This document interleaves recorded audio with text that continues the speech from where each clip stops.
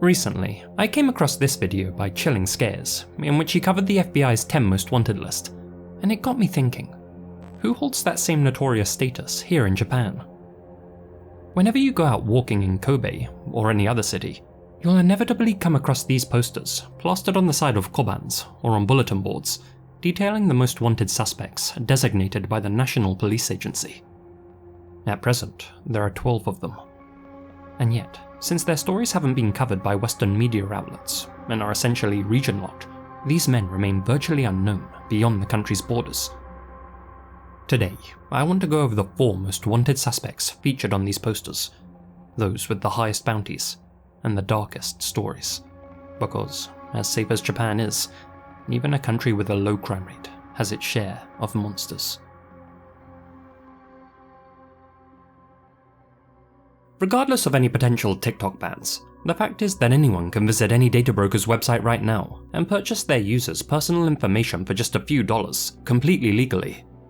Unfortunately, our info is out there, and it's the fault of big companies with terrible security.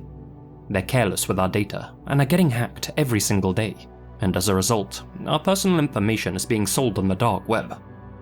Frustratingly, these companies face zero consequences. If our governments won't do anything to stop them playing fast and loose with our data, then it's on us to protect ourselves. That's why I use the sponsor of today's video, Aura.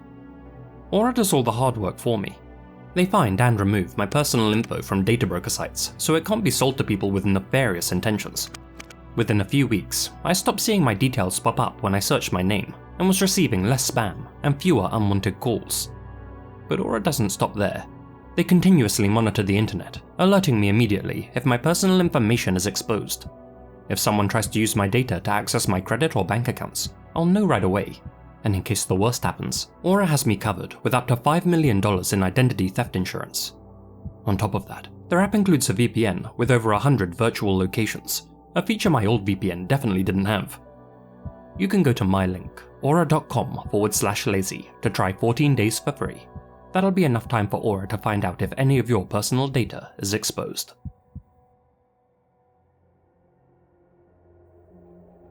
Fugitive number 1. Kogure Hiroshi. Bounty: 3 million yen. In 1998, a brutal incident occurred in a residential area of Gunma, where 3 members of the same family were slaughtered in their own home. The perpetrator remains at large to this day. Gunma Prefectural Police continue their relentless pursuit of the suspect, Kogure Hiroshi, and are calling for new information from the public. At the time, 28-year-old Kogure worked as a delivery driver for a transport company. His duties included making bi-weekly deliveries to a drugstore, one staffed by an 18-year-old woman with the surname Ishii. Kogure wasn't very good at social interactions, but after encountering Ishii multiple times, he developed a one-sided crush on her. One day, Kogure was invited by a co-worker to go bowling, and Ishii happened to be there. Kogure was strangely talkative that night, unlike his usual self. When Ishii mentioned that she liked driving, Kogure eagerly responded, "Wow, what a coincidence. I love cars too." Despite his alleged love for cars, Kogure only drove a regular, unmodified vehicle, but soon after that interaction, he proudly announced that he had purchased a brand new sports car, a Nissan Silvia. Ishii found his behavior unsettling, as Kogure insisted that he had bought the car just for her. Eventually, he mustered up the courage to ask her on a date, and although she was hesitant due to their work connection, Ishii agreed to meet with him, just once. However, for Ishii, the experience was a chilling one. "When we went home from dinner," she later explained, "he deliberately took me on a long detour and drove in the opposite direction of my home. It was extremely scary." After that evening, Ishii turned down Kogure's repeated invitations for a second date, but the delivery driver had become obsessed with her. Refusing to take no for an answer, he memorized her address and began stalking her home. He would randomly call her at work and at home, and just breathe down the line, and even left notes on her car's windshield while waiting outside her workplace. But in time, it seemed the silent treatment actually worked. Kogure eventually quit his job and stopped showing up at the drugstore altogether. Ishii, of course, felt relieved, believing she was finally rid of her stalker. On January 14th, 1998, Ishii returned to her family home in Takasaki City, formerly Gunma Town. Upon stepping foot inside, she began to make her way upstairs. As she did, Kogure leapt out from behind the door, grabbed Ishii from behind, forced her into a room near the entrance, and held her down on the floor. "I really like you," he confessed, his breath warm and stale, his clothes stained red. And yet, in spite of the stains, Ishii quickly noticed that Kogure had no noticeable injuries on his body. That realization made her heart sink, and her thoughts turned to her parents and grandmother, whom she lived with. She called out to them, but received no response. Kogure restrained Ishii for nearly 3 hours while they exchanged words. Afterwards, Kogure walked out the front door and fled the scene. Ishii then ran up to the second floor of the now silent house, where she noticed the hallway was covered in blood, so much so that there wasn't a clear patch to stand on. She later discovered the bodies of her parents and grandmother hidden in separate closets.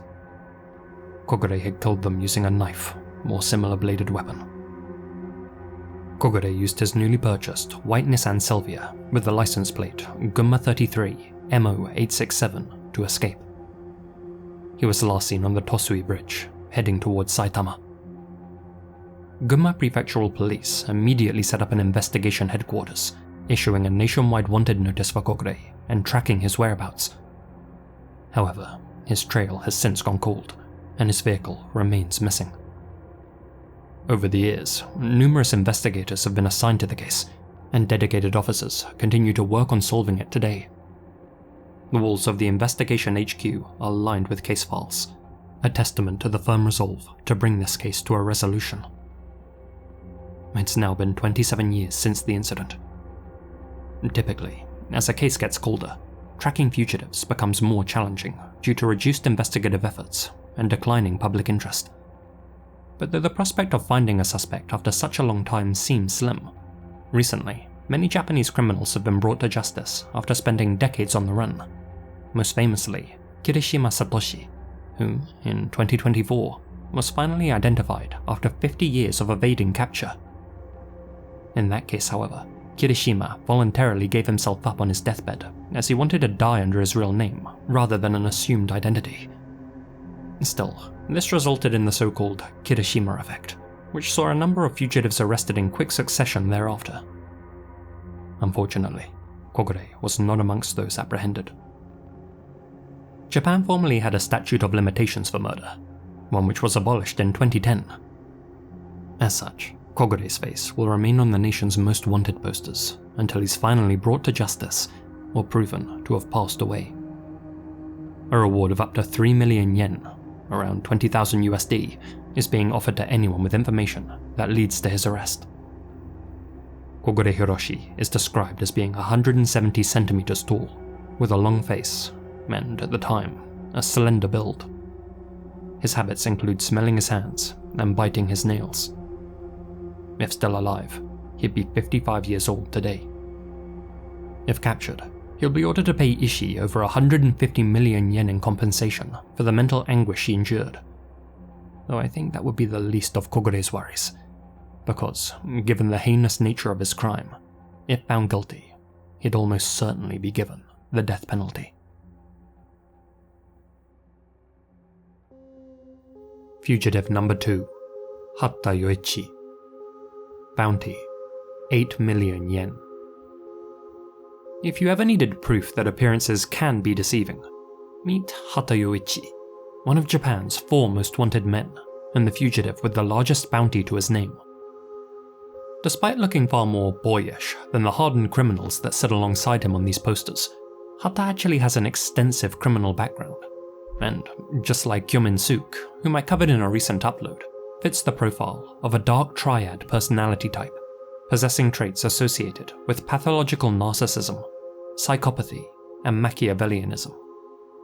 Not only had the 28-year-old Hatta spent his adulthood exploiting the welfare system and scamming strangers on the street, but he had developed a habit of causing disturbances in restaurants and at train stations to relieve his stress. Worse yet, in early 2022, he was handed a suspended prison sentence for the illegal confinement of a woman he met on a dating app.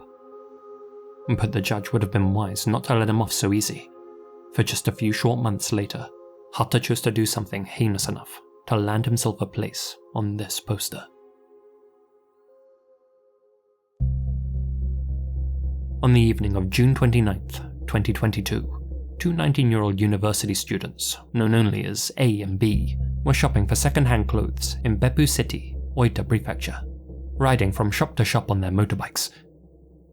After finishing up their last bit of shopping at a department store, the pair hopped onto their bikes, which were parked in the lot outside. As they prepared to set off, they noticed a young man walking along the nearby path, playing music extremely loudly on his phone, a massive cultural faux pas in Japan. That man was Hatta Yoichi. A stared at Hatta, confused and honestly a little angry that this stranger was being so disrespectful to the local residents. This made Hatta visibly angry. He pointed directly at student A and shouted, "What the hell are you looking at?" Hatta then proceeded to reprimand A for walking his motorbike out of the lot through the wrong exit. Not wanting any trouble, A apologized for staring, bowed his head respectfully, and rode off alongside B. The two students made their way along a prefectural road when they came to a red light approximately 370 meters from the parking lot. They waited for the light to turn green, and as they did, briefly discussed the angry exchange that had occurred just 3 minutes prior. But as they sat at that red light, they heard the roar of an engine approaching from behind them. Little did they realize that Hatta had been following them in his white minicar. The last thing the two students noticed were his bright headlights bearing down on them. Hatta smashed his car into A and B at 100 kilometers an hour, sending their bikes flying. A died on impact, while B, who was grievously injured, thankfully survived. After striking his two victims, Hatta lost control of his car and crashed into a utility pole. He didn't report the accident, nor did he provide any medical assistance to A or B. Instead, he left his wallet, smartphone, and shoes inside the car and ran away from the scene barefoot, eventually disappearing at a yacht harbour about 2 kilometers away. His shirt was found on the concrete floor beside the seafront, though Hatta himself has never been seen or heard from since. In September 2023, the National Police Agency designated Hatta as one of Japan's most wanted men, stating that he was being sought for a road traffic violation. A public reward of 3 million yen was offered to anyone who could help bring him to justice. A's family also offered an additional 5 million yen to incentivize those with information to come forward. As a result, hundreds of self-professed Hatta Yoichi hunters have started looking for him, hoping to claim that bounty for themselves, and at least 9,000 tips from all over the country have been reported to the authorities. There was buzz on social media when security footage came to light, supposedly showing Hatta burglarizing a Nagoya City bar in late October 2024. Analysts noted that the man's facial structure, eye shape, jawline, and finger proportions all match with those of the fugitive. However, this individual was later arrested, and this was confirmed to be a case of mistaken identity. As it stands, the real Hatta Yoichi's whereabouts remains unknown. Since Hatta was last seen heading towards the harbour, and his shirt was found at the water's edge, some suspect that he entered the sea and drowned. But experts disagree. In their minds, Hatta left his shirt behind for a very different reason. You see, although the centre of Beppu City has its fair share of CCTV cameras, the area surrounding the harbour is notorious for being a dark spot. One theory, presented by fellow YouTuber Asianalysis, is that Hatta removed his shirt to make himself less identifiable, and then played the part of a shirtless jogger making his way along the cameraless harbour. He then ran north along the seafront towards his home, which was conveniently situated on the coastline. Though undoubtedly a long distance to jog, Hatta was in good shape and physically very fit. He obsessively worked on his physique and once cycled 10 hours straight from Chiba to Atami. With that in mind, he may have also been able to swim some of the distance to further avoid detection. At his home, he'd have been able to change his clothes, gather some money, and make his way out of the city by train. There was little chance of him being caught during his escape plan, as believe it or not, it took the authorities 2 whole days to even visit Hatta's home after the incident. That's despite the fact that they could have easily figured out who the car belonged to just by looking at the ID in the wallet he had left behind. If you think that's grossly incompetent, then get a load of this document. Journalists had pressured them to reveal their initial investigation records, and this is what they showed them. Given that literally everything is redacted, the Itai Prefectural Police clearly are aware that they handled the case extremely poorly, which gives credence to the theory that Hatta was able to escape. As to where he would have fled to, well, given that he had a 2-day head start, he could literally be anywhere in the country.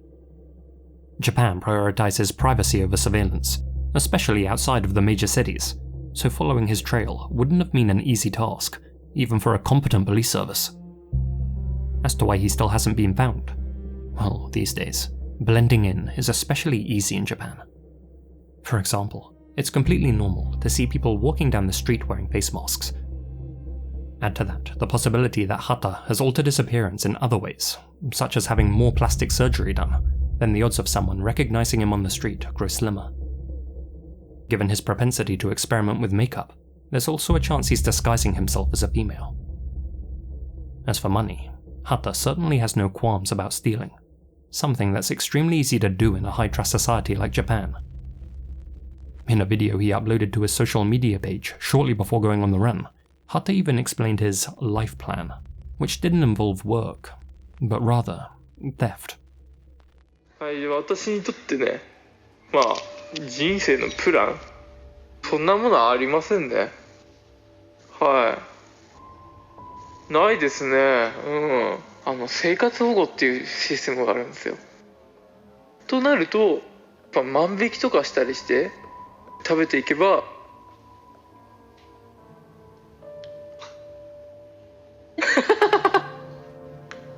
あとは置き引きとかっていう、トイレに行くときに人が荷物を置いてきますよね。それをバレないようにいただくという。するとただで物が手に入るんですね。In terms of accommodation, it's entirely possible that someone's housing Hatta, or that he's hiding in one of the country's innumerable abandoned buildings. Going further than that, it's also possible that he's in the mountains somewhere. Hatta was an avid outdoorsman who spent plenty of time camping. He not only had the will to survive, but also the stamina and knowledge to do so in the surrounding mountains if need be. In fact, the only thing Hatta loved more than the woods was himself. Even when behind bars, other prisoners noted that he spent hours staring at himself in the mirror, fixing his hair and examining his skin, and his ex-girlfriend even confirmed that he had rigorous beauty routines. I personally can't see such a self-obsessed person intentionally ending it all, and strongly suspect that he is still out there somewhere. The mother of the deceased student, A, later told the media, "With the help of many people, our family is trying to get back on our feet and move forward one step at a time. We're worried about the fact that the charges have not been changed and that the statute of limitations is fast approaching." Indeed, Hatta is still not listed as being wanted for anything more serious than a road traffic violation, leaving many people wondering, why? The statute of limitations for a road traffic violation is 7 years. If his charges aren't changed, then Hatta will be able to eventually come out of hiding and face no repercussions for his actions. Hatta's own grandfather has since told reporters, "When the statute of limitations expires, I'll welcome him back warmly." I'd like to say that Hatta's current traffic violation charge is some sort of police tactic, a way for them to stop him from doing something drastic before they catch him. But in reality, it's simply because, in their own words, they can't be sure that Hatta intended to kill anyone when he ploughed into his victims. A's father takes umbrage with that, arguing that this is a clear case of murder in which Hatta used his vehicle as a deadly weapon. Almost everyone but the Itai Prefectural Police agree. As if to confirm that the young killer knew exactly what he was doing, While in prison awaiting trial for his illegal confinement charge, Hatta was overheard speaking with a member of the Japanese criminal underworld. Hatta reportedly asked the gangster how best to deal with an argument, and the gangster replied, "If you want to kill them, it's best to just drive into them with your car. That way, it'll be seen as an accident, and you'll only be charged with a traffic violation." It seems Hatta was acting on his advice. Victor May's family have rigorously campaigned to have Hatta's charges upgraded to murder, but as of right now, the Oita Prefectural Police have refused to make that amendment. In the minds of some, that's because they want to wait out the current statute of limitations. That way, they can remove Hatta's face, and simultaneously, their name, from the national wanted posters. After all, this notice being plastered across every city is a constant reminder of Oita PD's embarrassing failures. Could they be reluctant to upgrade Hatta's charge in the hopes that this case quietly fades from people's memories, taking with it the reputational damage they've suffered?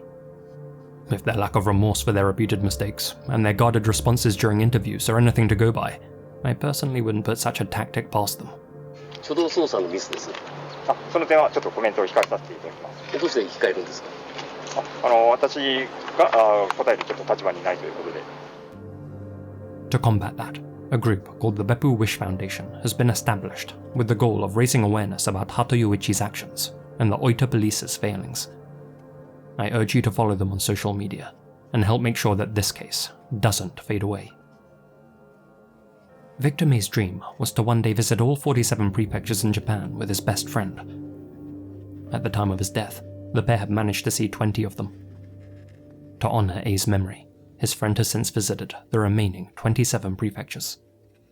He bought souvenirs in each of them and gifted them to A's family. Along the way, he continuously sent line messages to A's number, updating him about their journey. Those messages will forever remain unread.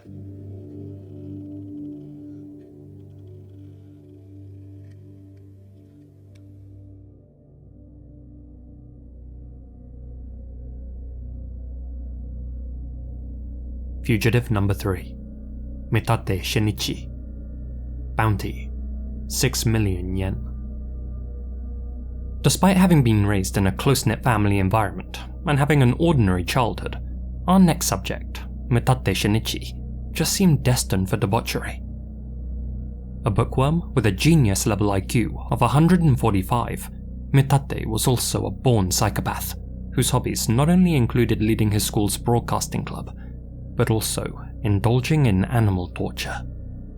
Indeed, he spent much of his free time throwing cats into oncoming traffic, or chopping them into pieces with a sharp knife while they were still alive.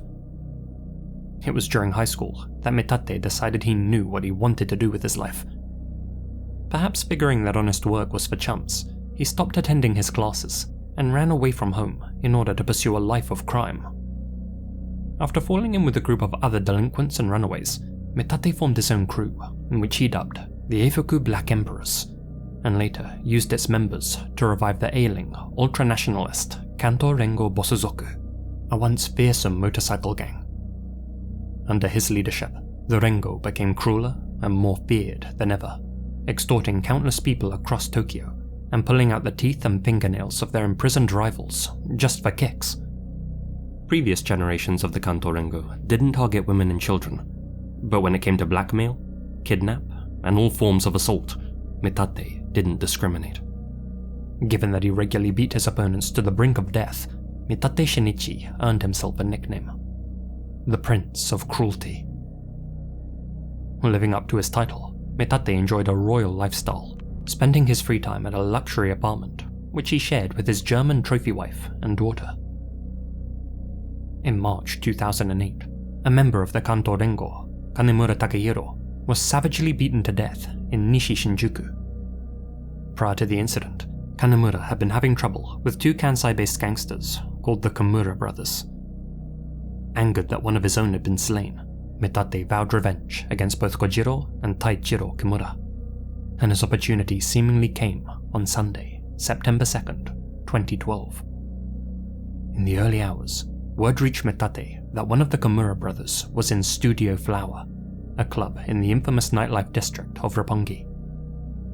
At precisely 3:43 AM, Mitate and 11 of his henchmen made their way to the venue. After donning their balaclavas, the group entered the club, metal baseball bats in hand. They found their target sitting in the VIP area and savagely beat him to death in front of his friends.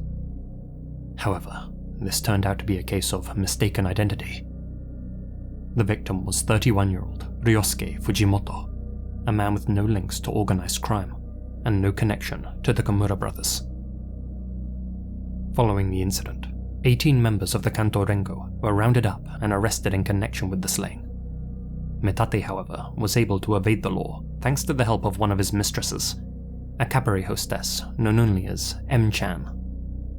M-chan was able to organize hideouts for Mitate in Iwaki City, Shinjuku, and Hachioji. You see, Mitate is said to possess a serpent-like charisma, which he uses to get others, particularly women, to do his bidding. As stated by one of his former associates, "There's something I've always noticed when I look at the women Mitate has dated up until now. After about a year of dating, they develop the same reptilian, emotionless, dry look in their eyes as Mitate." Thanks both to the help of M-chan and a sizable cash injection from his fellow gang members, the cruel prince was able to ditch his family and escape justice. To this day, almost 13 years on, he's yet to be apprehended. There's strong evidence that he was able to make his way to the Philippines 1 week after going on the run, and it's believed he went into hiding on a remote island there, sheltered by some of his criminal associates. According to Shibata Daisuke, a former top executive of the Kanto Rengo, quote, "Mitate is a man with a quick and sharp mind. He is well prepared and ready for everything he does. Not only is he intelligent, but even when he does violent acts, he's merciless and thorough. He also has a lot of money. If he's in the Philippines now, he'll have enough to last a lifetime." That being said, proof exists that Mitate has made at least one secret trip back to Japan, having entered the country via a Thai sea route in 2013. He made this trip, ostensibly, to collect some hidden savings. According to people who met Mitate Shinichi during that trip, he had long hair and a beard, and looked like a completely different person. It's strongly suspected that he's had plastic surgery to alter his face too. In 2024, detectives investigated a condo in Manila Bay where they believe Mitate had been living under a false name, but found it to be abandoned. It's likely he chose that area due to the high density of Japanese restaurants, Japanese expats, and casinos, but ditched it when he realized his cover had been blown. Though many think it would be foolish for Mitate to return to his home country, those who've been in contact with him have said that he finds life in Southeast Asia a drag, and according to officials, it's entirely possible that Mitate is already back in Japan and in hiding. He's likely to be in Tokyo, Shizuoka, Saitama, or Miyagi. As well as preferring life in Japan, others have speculated that he may have returned to seek revenge on the Komura brothers, who are currently incarcerated on unrelated charges, but who will soon be released. The Japanese National Police Agency is offering 3 million yen for information that leads to Mitate's capture, an amount that'll be matched by a private entity personally interested in seeing him behind bars.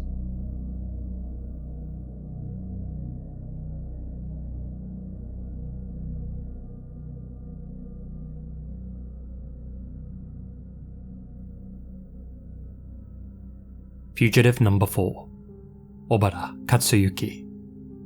Bounty, 3 million yen. This one's a real rabbit hole.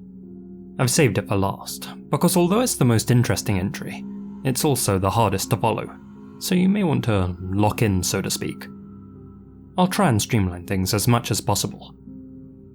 With that said, it was June 28th, 2008, and 17-year-old Sato Kozue was spending time at home with her live-in partner in Kurihara City when she received a call from her best friend's boyfriend, a 28-year-old man named Obara Katsuyuki.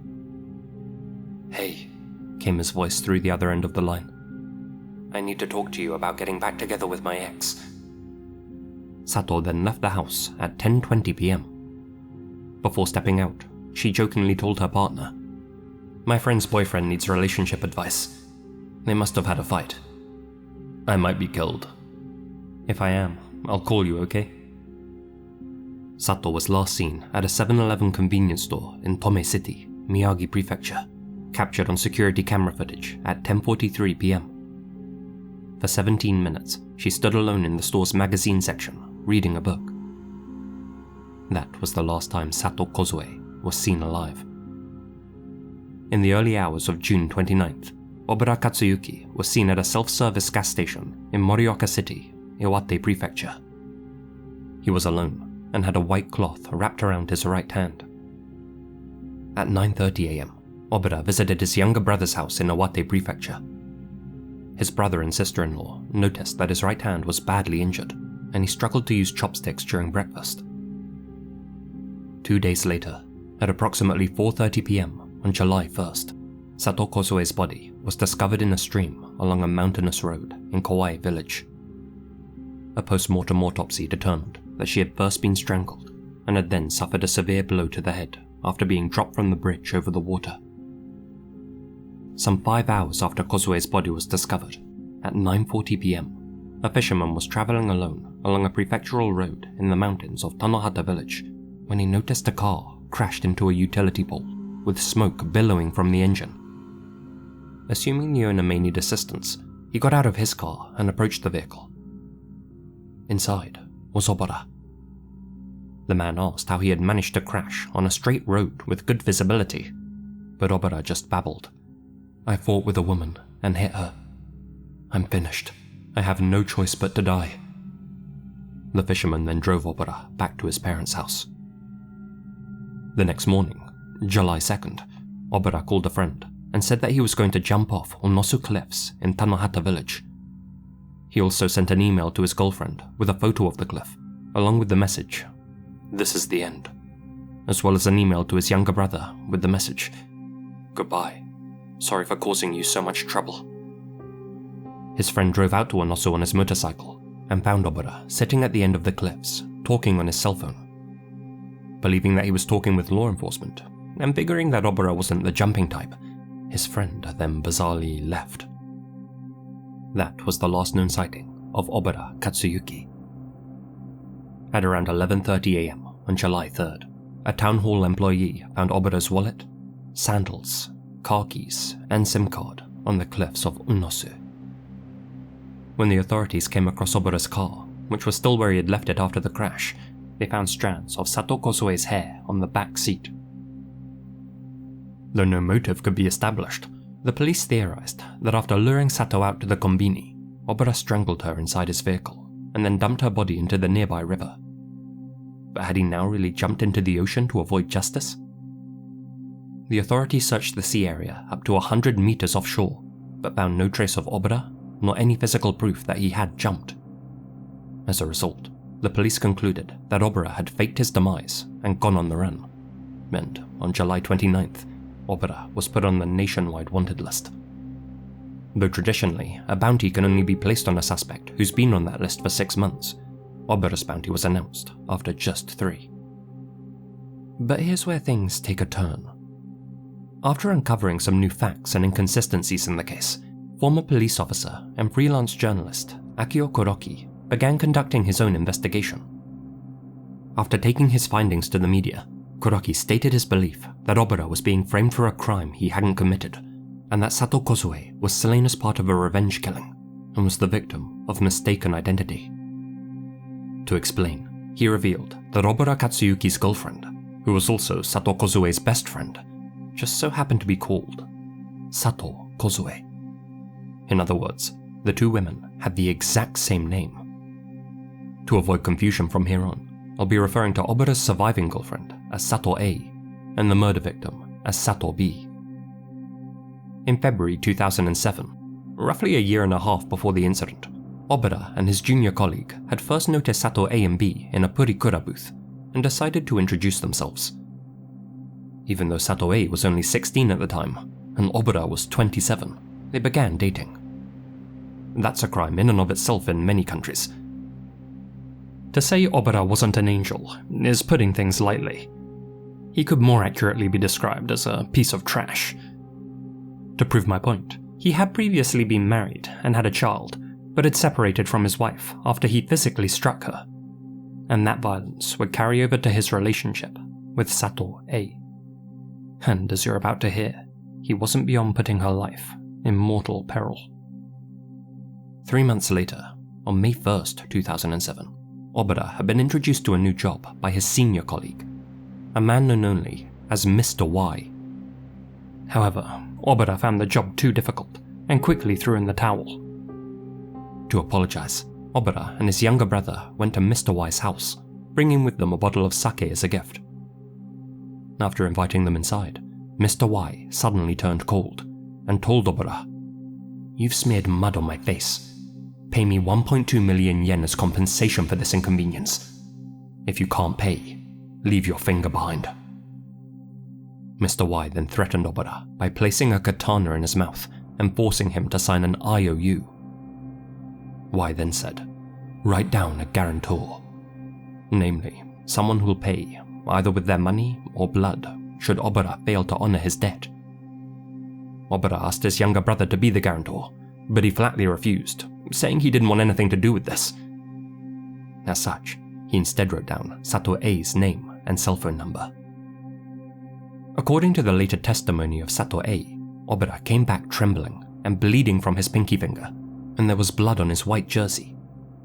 He explained how Mr. Y had threatened him with a katana, but failed to mention how he had used her as his guarantor. Together, Sato A and Obara went to their local koban and filed a complaint against Mr. Y. Unable to pay off his debt, and fearing that the police wouldn't protect him, Obara went on the run for about a year. While in hiding, he happened to search his name on the internet and discovered that Mr. Y was searching for him. Under the username, the Yakuza, Y was posting photos of Obara's face to online message boards and forums, offering a cash reward to anyone who knew where he was. Around that same time, Obara was told by a former co-worker, "If Y finds you, he'll kill you." As such, on June 28th, 2008, the same day Sato B went missing, Obara called Sato A and told her that he wanted to withdraw their complaint against Mr. Y. She asked why, but he wouldn't explain. By this point, Sato A had long been fed up with Obara's antics and angry outbursts, and so she decided to break up with him. Obara had almost no money and less than half a tank of gas in his car, and so was unable to drive to her home. Instead, he persistently contacted her by phone and email, saying, "I really want to withdraw that complaint, but we filed it together, so I can't do that unless you're with me." When Sato A refused to respond to Obara's calls, he contacted Sato B. With all this new information having been revealed to the public by the freelance journalist Kuroki, the police then stated their belief that Obara must have killed Sato B to clear his debt with Mr. Y. It seems that according to their deal, by slaying his guarantor, Obara's debt would have been erased, and since both his girlfriend and her best friend shared the exact same name, Mr. Y would have had no idea he had substituted Sato B for Sato A. But here's where things take another turn. Obara clearly wasn't the nicest guy in the world, but was he a killer? Well, a sizable number of people following this mystery online don't think so, and instead believe that he was the victim of a cover-up. Firstly, at the time of the incident, Obara was dealing with a serious hand injury, one he had reportedly sustained on the morning of July 28th. His doctor claimed that this injury was so bad it would have rendered him incapable of strangling anyone. Secondly, Obara became noticeably distraught on June 1st when Sato B was discovered, telling everyone that someone was now after him. But at that point, the police hadn't publicly announced that they had found the young woman's body, suggesting that someone else, possibly Mr. Y, had personally told him that she was dead. Thirdly, Obara's father told reporters that his son was being blackmailed for 1.2 million yen by Mr. Y, and that a complaint had been filed with the police, but the authorities denied ever receiving such a report. The police later backtracked and claimed that Mr. Y had only demanded 150,000 yen and had not actually threatened anyone.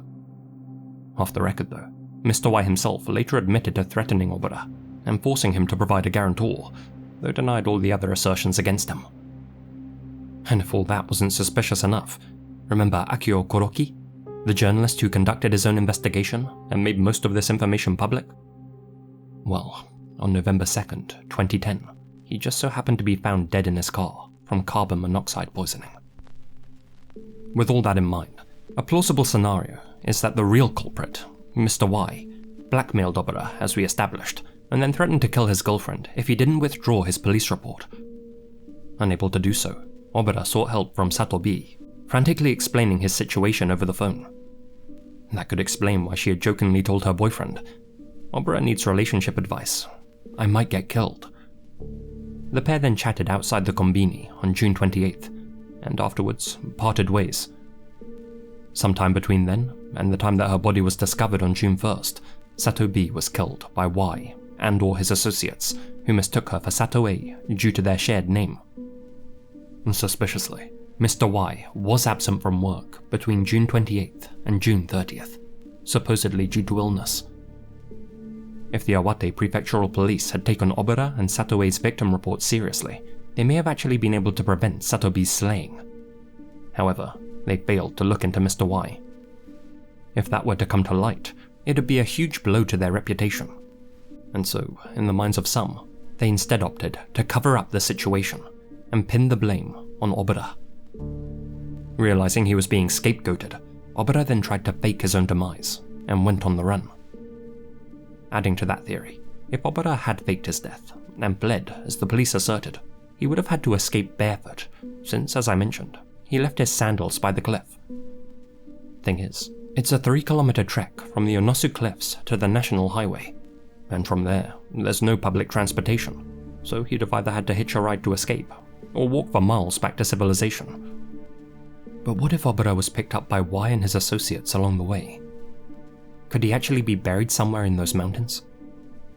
Still, that's all online speculation, and having presented all the information, I'll let you decide what you think. Today, Sato B has been dead for as many years as she was alive. The authorities are adamant that Obara Katsuyuki is not only responsible for what happened to her, but that he's also still on the run, rather than in the ocean or under the earth. As such, he remains one of Japan's most wanted fugitives, with a sizable bounty still on his head.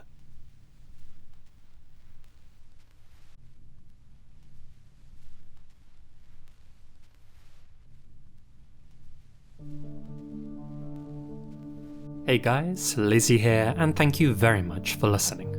I'd like to say a huge thank you to all of my supporters here on YouTube and over on Patreon, especially my biggest supporters: George Lopez, Holly Lyons, Zak Horgan, Aðalsteinn Traustason, Alana Pons, Alicia 1996V, Asiamina, Azrael Warakai, Colin Monsma, Connor Louthan, Farewelltattoosjaxfl, Gina Valera, Gracearchie, Hamish, Biluck, Itai Alon, LJB, Mistyblue Longie, Peter Oldrach, Pray to Jesus, TNS Mum, Terry Ford, and Yokai. Thank you guys so much for your continued support.